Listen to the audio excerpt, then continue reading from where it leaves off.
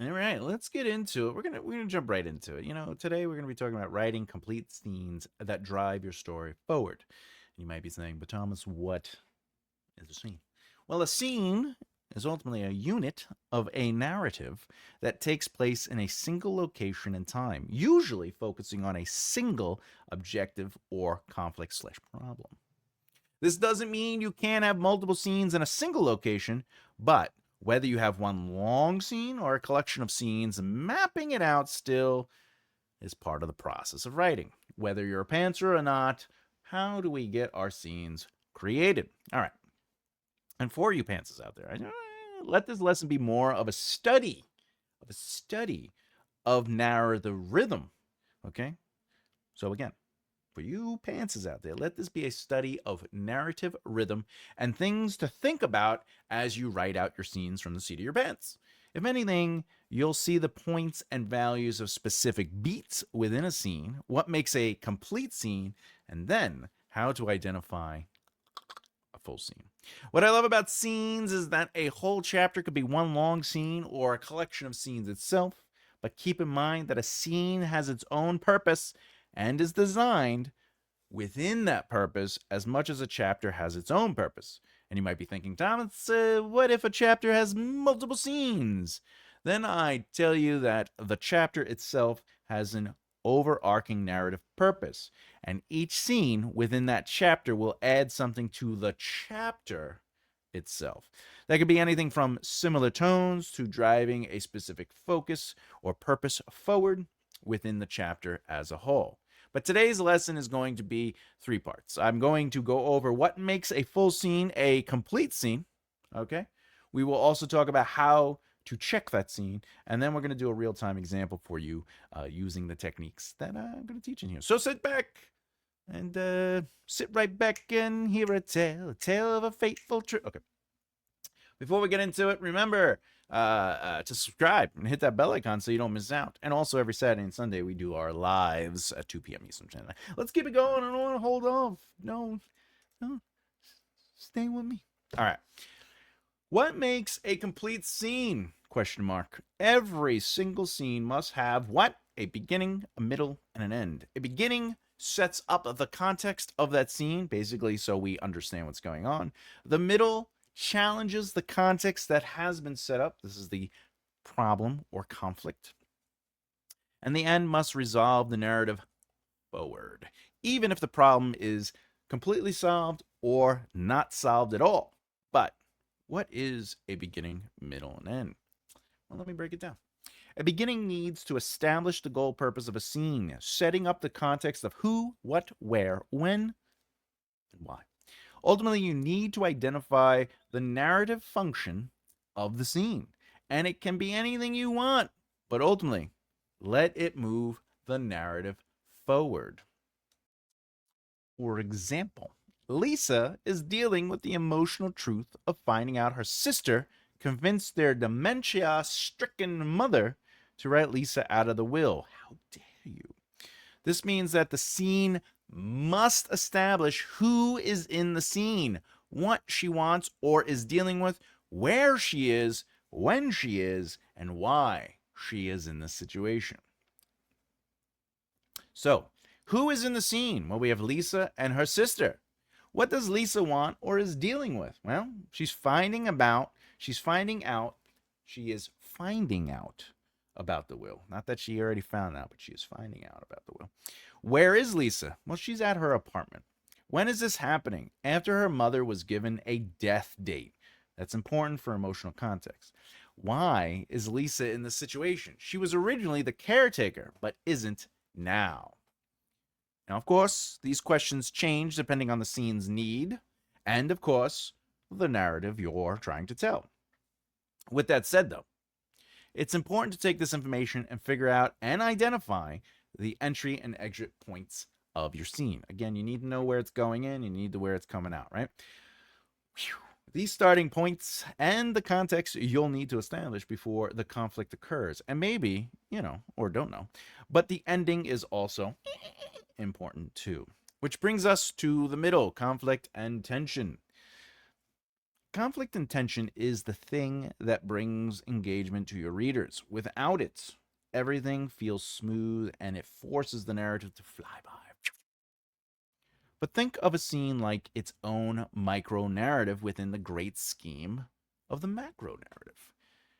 In our example, Lisa finding out about the will and confronting her sister will be the conflict and tension. This will include Lisa finding out and trying to understand why, which means Lisa will, or at least should, learn the why for her sister doing it, which leads us to the resolution. The resolution takes the why, Lisa discovers, and moves the narrative forward with a need to confront, fix, or learn more about the problem created in the scene. To be clear, if Lisa found out about the will, then learned the why, that's a tight scene. But if we add to that Lisa going deeper, trying to learn more about it, and ultimately learning how to fix the solution, and then fixing it all within a full chapter, since all those would be separate scenes, all right? That'd be very difficult. Okay. All right. And the pacing would be off. So if you're using the scene to do a specific thing, though don't get me wrong, you could have secondary characters and the sub arcs and stuff like that, or subplots as some people call them, in the background of that scene. But ultimately the scene should have a purpose, right? But if the scene is overloaded with all that stuff, is ultimately what I'm saying, where like Lisa's like, oh, you're taking me out of the will, and then it's like an argument or a discussion to go deeper, and then she's trying to learn more about it in that one scene, and then she's like, wait a minute, and then she figures out a solution, right? The pacing is way off. It's just too much. Because remember, pace is the speed at which information is presented to the reader, and lots of information slows the pace down. So you want to keep things limited to one thing for the central conflict, but however, like I said, you can add other elements that move character arcs around, subplots, which again I call sub arcs, and world building. But ultimately, let one thing move forward for the central conflict itself. All right. Let's talk about cross your T's, dot your I's. But how do you know if it is or isn't working? If the scene is or isn't complete? If the scene is or isn't doing its job and fulfilling its purpose? First, let's look at the beginning, middle, and end. Is there enough context to set the scene up to be challenged in the middle? Okay, another question. Do we know enough about the who, what, where, when, and why of it all? These elements need to be clearly on the page in that scene.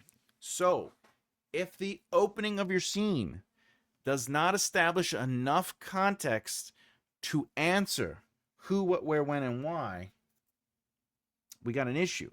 However, I will say this much.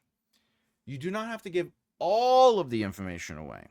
All right? Remember, vague but informative.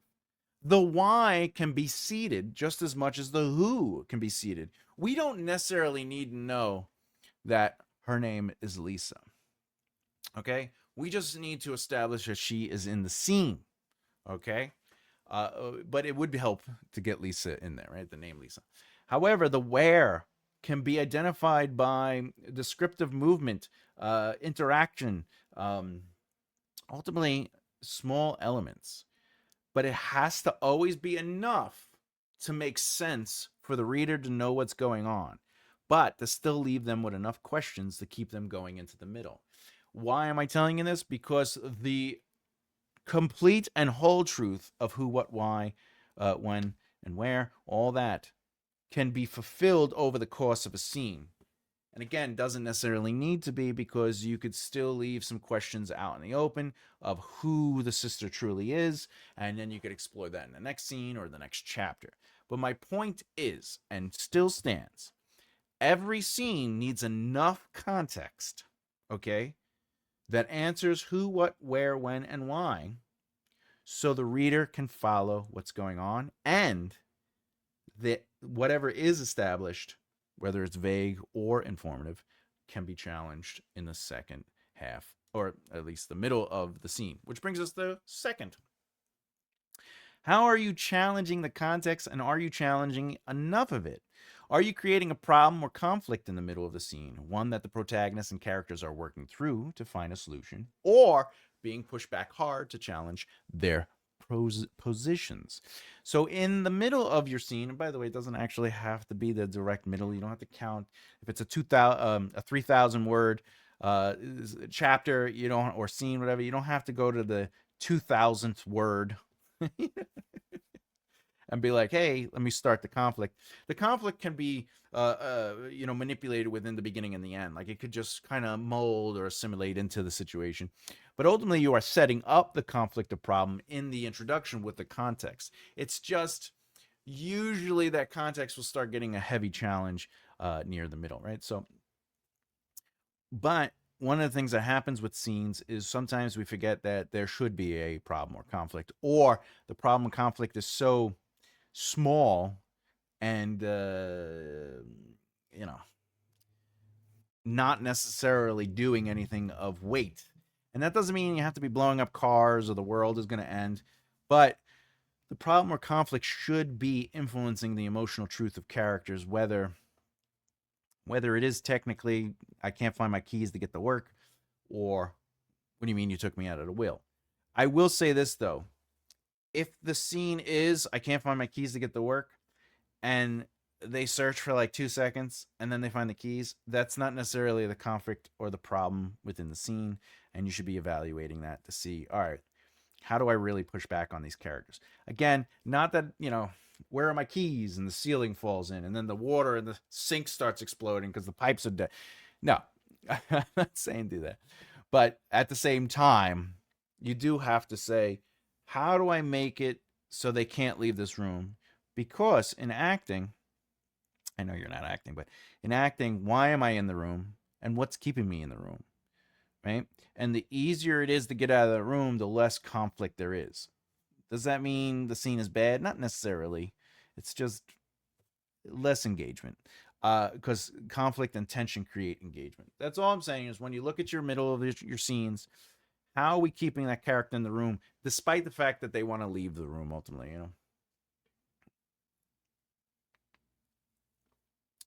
For example, with Lisa, she might not want to be there dealing with her sister because she's upset and she wants to leave, but she needs to understand why would she take me out of the will? Like why would you? I don't understand what's going on here, right? But maybe she wants to leave so she go talk to somebody else, to the lawyer, to her mother, but her sister's here, the one, right? I need answers, so maybe that's what's keeping her in the room. All right. But ultimately, you do have to resolve the scene, and you have to ask yourself, how does the scene truly resolve? What does resolve? Does the problem or conflict get fully, somewhat, or completely resolved, right? Is there any remaining elements of the problem conflict that can move on to other chapters and scenes, which is also important to keep mental note of, because that's okay. It's all right that you don't completely solve all problems. When I say resolve forward, it means that we have come to a narrative conclusion. No more answers could be provided. No solution could be provided, but an opportunity for a solution should be provided, meaning if I do X. So let's say Lisa gets to the end of the scene. I'm going to show a real time example. Let's say Lisa gets to the end of the scene and the sister refuses to give her the answer she needs, but she notices on the information that her sister's demanding she signs the lawyer's information. And Lisa makes the internal decision to be like, well, I'm going to go talk to this lawyer. That is moving the problem for the narrative forward, but we're not really solving the problem or conflict in the narrative, nor are we solving the direct problem or conflict in that scene because Lisa still doesn't know why she was taken out of the will and her sister's not giving her the answers.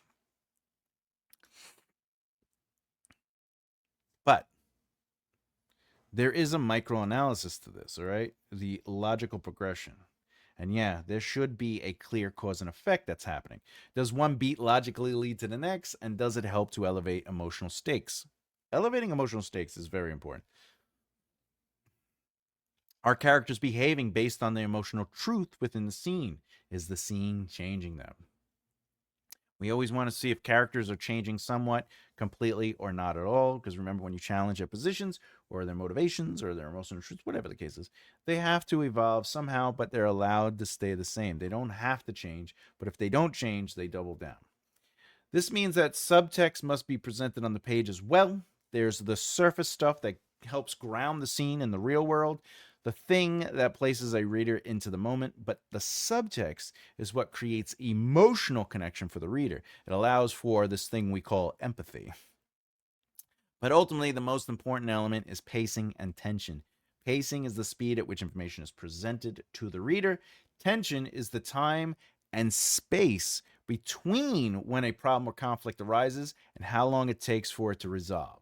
So, ultimately, go through your scene, measuring the pace, information being presented. Is it too much or too little? How it moves the narrative, characters, world building, and everything else forward.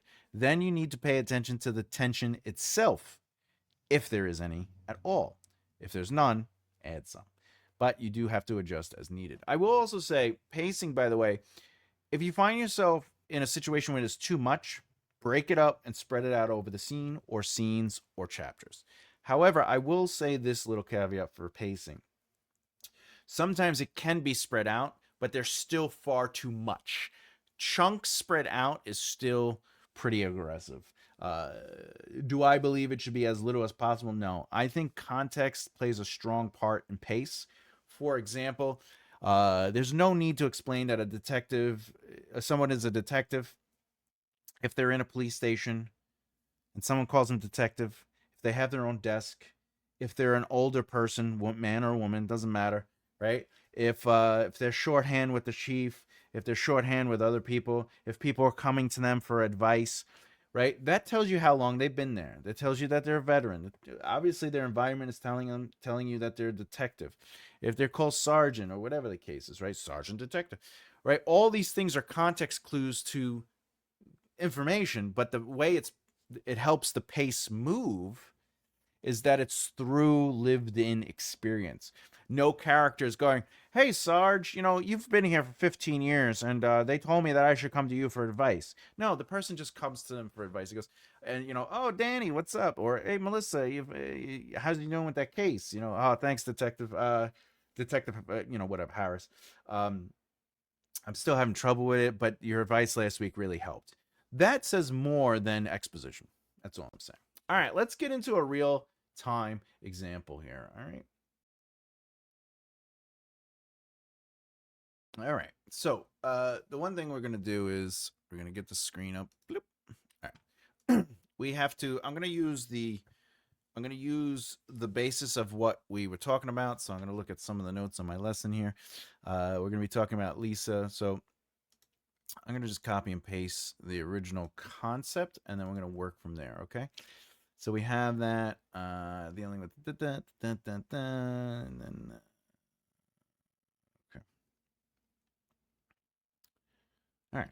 So first thing is we have a beginning, middle,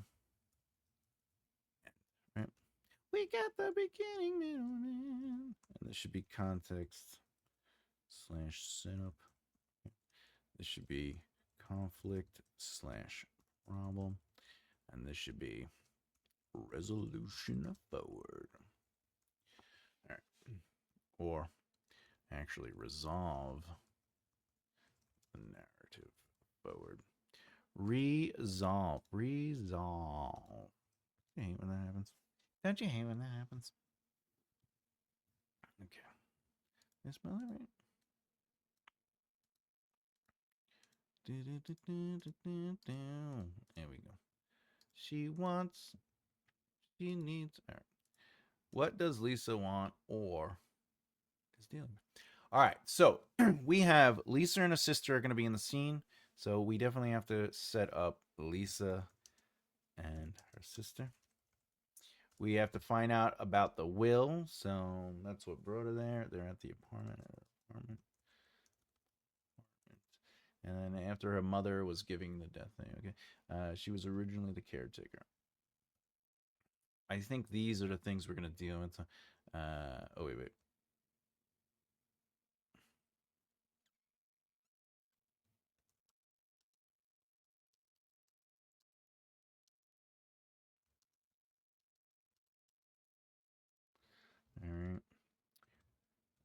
Lisa learns she was taken out of the will. After the mother was given a death date.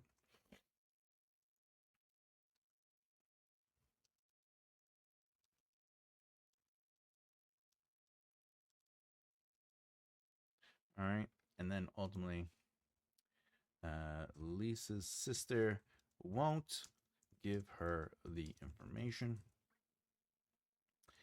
Lisa reads. We'll use the idea it came up. Reads the information and decides to speak with the lawyer. All right. So, as you can see, we're just taking all this information that's up here and I broke it up into rhythms. So, I'm going to set up enough information in my mind. We need to know that Lisa's there. We need to know that the sister's there. We need to know that they're at Lisa's apartment. Okay? I almost want to change that, but I think it'd be interesting if they lived together.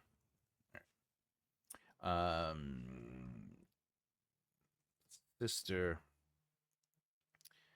is staying with Lisa to help with the mother. All this has gone down behind Lisa's back. All right, so I think that's fine. Okay, so this is me just mapping out the chapter. I'm just looking at what information needs to be invested into this, right? Lisa learns she was taking it. Okay, so I feel comfortable with all that. All right, so now, just to be fair, I've been doing this for a while now, and a lot of this I don't do as much anymore. I'm just showing you the ways that I developed my skills to increase the tool in the brain that sort of does this work. But because I do short form outlines and then I do extended outlines and then I do the zero draft chapter outlines, I basically have taken years and years of practice of doing these kind of things and analyzing and organizing information, and I've kind of put it into my process that helps me ultimately do this in real time where I'm not going through each step specifically. But by focusing on this as I am right now, it is a good exercise to train your brain to be able to analyze this stuff in real time, to go quicker than having to do this. But with that said, let's take this, and this is sort of how I started mapping out scenes before I went directly into um, the zero draft chapter outlines. I used to just do this. I would go, and I'm sure you've seen me do this. By the way, the cat came up before, and I was giving her face huggles and kisses. You know, like where you like put her in your arms. You go, and my face is just so itchy, and I feel like I have cat hair in my nose. I just want to say I love my cat, but I wish she was hairless. All right, okay. So the way I would do it is, remember you want to start sort of in the middle. So Lisa is at her kitchen table within a small 2-bedroom apartment. Okay. All right. And then to me, she opens mail and reads a note from the estate lawyer saying that she is no longer the caretaker. Okay. Lisa's sister, let's call her Pam, is on the couch relaxing and watching TV.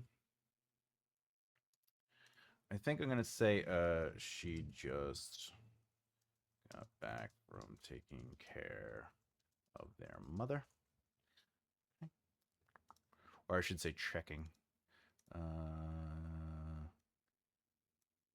Checking on their mother. Okay. Okay. All right, and then let's see. Okay, that's all there. That's all there. All right. Now, the way I would look at this is Lisa asks her sister about this information. Now, I'm going to be honest with you.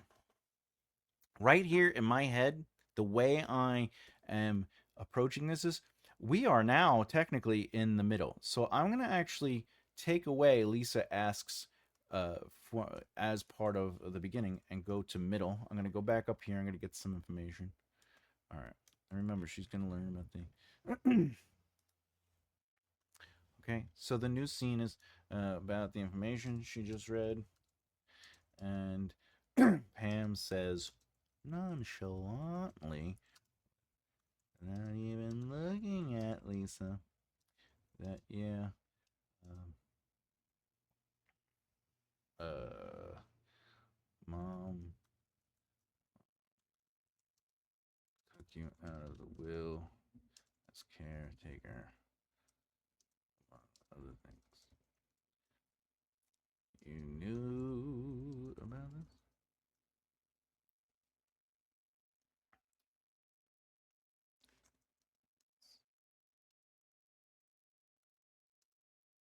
Pam turns. By the way, the turning and the looking and all this stuff. In prose, I change that, but this is just getting the emotional beats and everything. So Pam turns to Lisa, says, this is what wanted. Okay. Since when? All right. All right. Pam takes another beat, turning to the TV.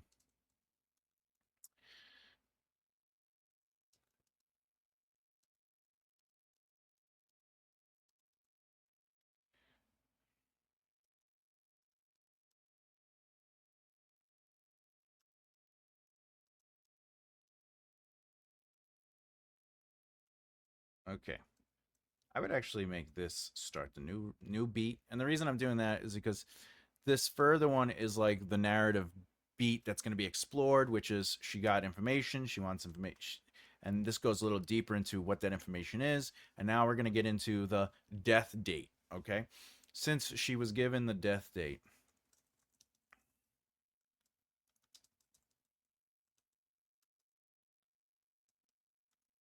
All right, Lisa over and stands in front of Pam, still on the couch. And remember, this isn't how I would write the prose. This is just ultimately how I work out the rhythm of a scene or a chapter, right?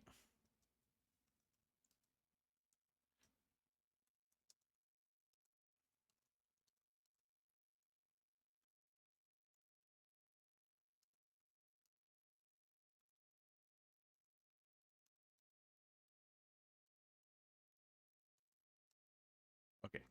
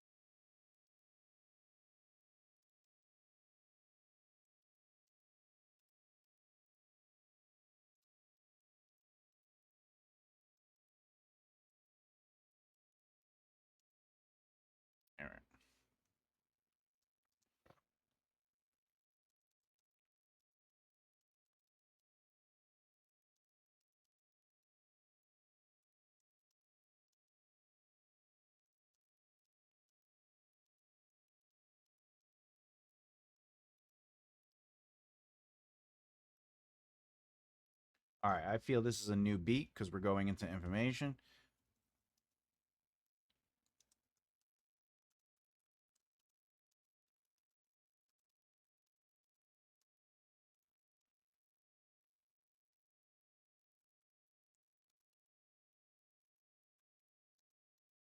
Spelled that wrong. Did I spell that wrong? Dementia.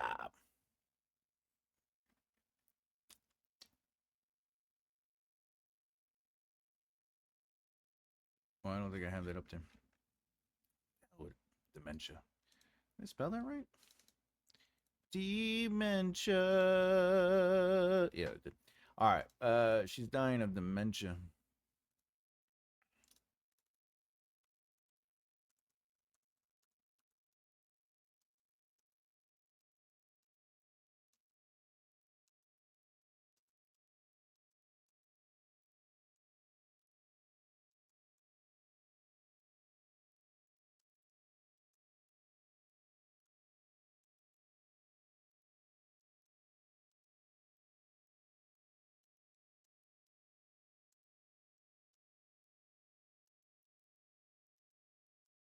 All right. So right there, I believe this is now the third scene, right? So, yes, you wanted to be here for her. So, yeah, because you wanted to be here for her, so I can get back to work. I think this is going to be the beginning of the resolution. So the way I would look at it, I would do this. I would go up here. And we're gonna start. We're gonna start the ending.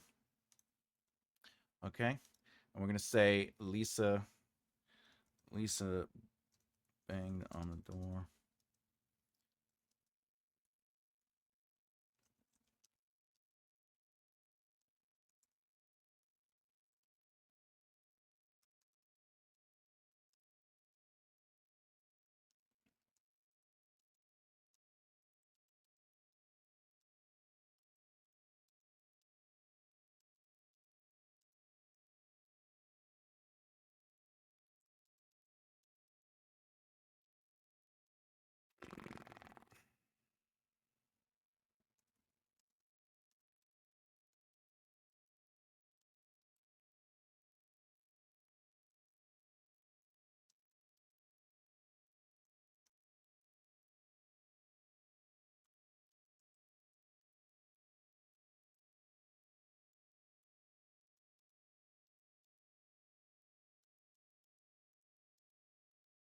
All right. So basically, what I did is I took the idea of the who, what, where, when, and why.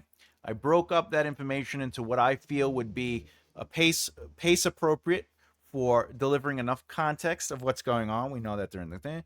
We know that she gets the mail about not being a caretaker, which is the most that sets up the main narrative of the or the central conflict of the scene. And then we get the problem or conflict elevates, right? The truth of the lie is revealed.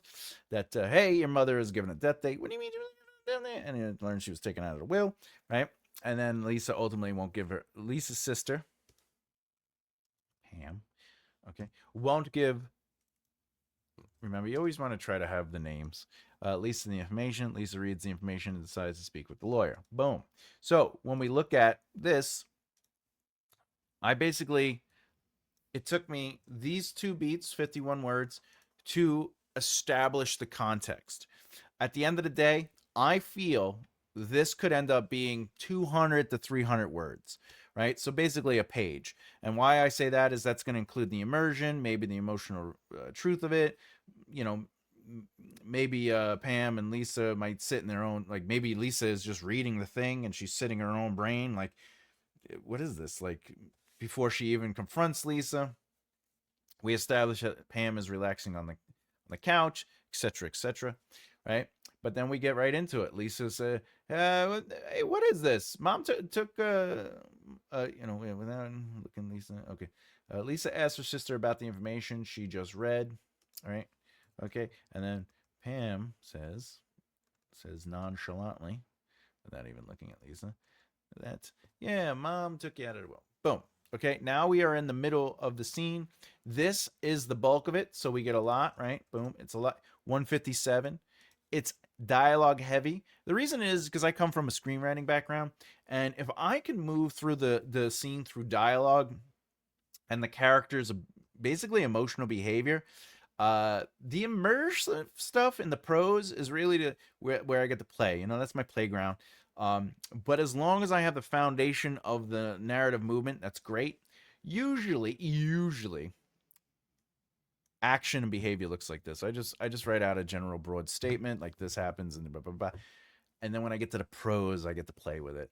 But I want dialogue. I love using dialogue whenever possible, only because that's how I started in screenwriting. So before I moved into novels. Anyway, this looking at this is 157. This is so this will probably be I could probably get away with 600 to 1,000 words, maybe less. And why do I say that? We have to have immersion, we have to have internal processing, we have to have pushback, etc., etc. And then finally, but not last, we have to resolve it. And as you can see, I resolved it basically in 120 words, which is 2 beats. And this would probably be another 300, maybe 500 words. But I'm going with 300 words when the pros come out. All right, because ultimately, uh, the engagement is the middle. That's why it has the most. We're learning the most. The most is happening. There's whatever. All right, and then you kind of resolve it. So there you go. Boom, bada bing, bada boom, bada boom, boom, bang. Yeah. All right. With that said, let's get right to, remember that I have books and stuff on makeitrightleftear.com, but you could also see and join my newsletter, etc., etc. Let's get to the final resolution. Let's move the narrative forward, as they say. The right mindset perspective suggests that understanding scenes as self-contained micro-narratives with a clear beginning for context, challenging the middle, and then moving the narrative forward through a resolution can lead you to write deeper, more intentional narrative beats that elevate your writing and your characters. Ultimately, think about it. Every scene you write is an opportunity to pull your readers deeper into your world by establishing context up front, who's there, what's at stake, where and why it's happening, and you ground them in the moment, making them feel present within the scene as well as the characters. But if you can't interject that meaningful conflict and tension, you lose engagement. And engagement is what creates that irresistible pull through the scenes. So think about emotional friction, physical friction, whatever you have to do with emotional, spiritual, or physical. Finally, but not last, resolving the scene even partially propels the larger narrative forward. And this gives readers a chance to say, hey, I still have questions I need answered, and I'm interested in knowing what's going on. For pantsers, I would say this much. This approach is something you could think about when you're writing off the seat of your pants. Hey, I'm in a scene. I don't really know what it is, but I know that I have to set something up. And then when you get to the middle, you're still pantsing, and you go, what did I set up in that beginning? It's all set up through pantsing, so let me challenge it. Let me push back a little bit on it. All right, I've been working in this middle for a little bit, and did I go past the resolve point? Did I create a sentence or an idea that is leading to the resolve? Let me think about how to wrap it all up. And think of scenes the same way, and chapters the same way you think of acts. Act 1 and 3 should not be as long as Act 2. Act 2 should always be the bulk of it. So your middle should be the bulk of a scene or a chapter, whereas that beginning and end shouldn't be as long. With that said, the next video in this series will be about create a strong chapter hook.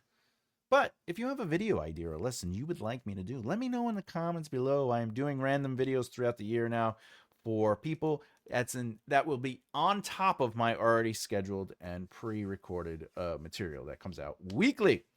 Other than that, like what you saw today, please subscribe and hit the bell icon so you don't miss out. And as always, you gotta hit that thumbs up. The YouTube algorithm or something. They say it's important. Anyway, I'm Thomas J. Bellezza. As always, keep developing the right mindset. I'll see you next time. Bye.